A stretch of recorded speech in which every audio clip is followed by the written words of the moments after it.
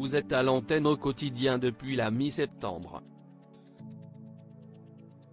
Allez-vous prendre quand même quelques congés? Nathanaël de Rinkson, ma mission au 13h dure jusqu'au 25 décembre. Ensuite, je passerai une semaine en famille.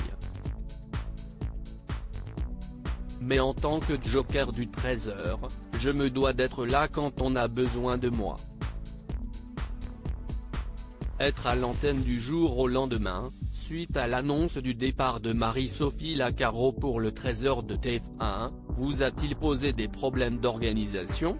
Comme joker du 13h depuis 2009, plus d'une fois j'ai remplacé Élise Lucet à l'époque et ensuite Marie-Sophie au pied levé, parfois en la prenant en sortant de Télématin. Cela fait partie du métier et puis cette édition est portée par une équipe et sa rédactrice en chef. On ne vous a pas proposé d'être titulaire du 13h en janvier. Comment le prenez-vous? Je suis déçu de ne pas avoir été choisi comme titulaire. J'étais un candidat naturel à ce poste. Mais j'accepte la décision. Julien Bugier est quelqu'un de tout à fait charmant.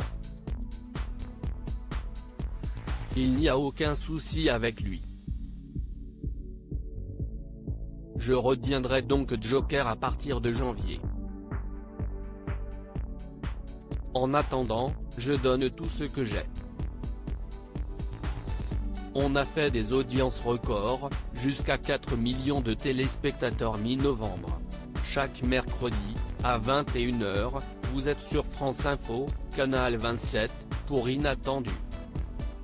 En quoi consiste cette émission produite avec l'Institut national de l'audiovisuel? On décrypte l'actualité du moment avec un invité et des archives. J'adore revoir des reportages des JT des années 80-90.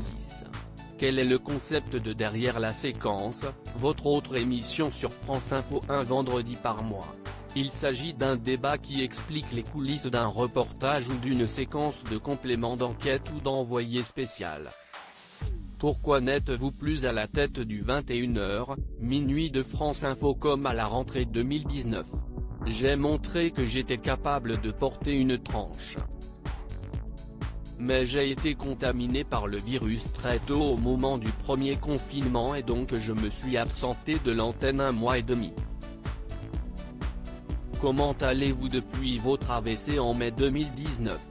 J'ai décidé de ne pas me morfondre, d'être dans une dynamique positive, de sourire et d'avancer. J'ai une bonne hygiène de vie, je fais 50 km de marche par semaine.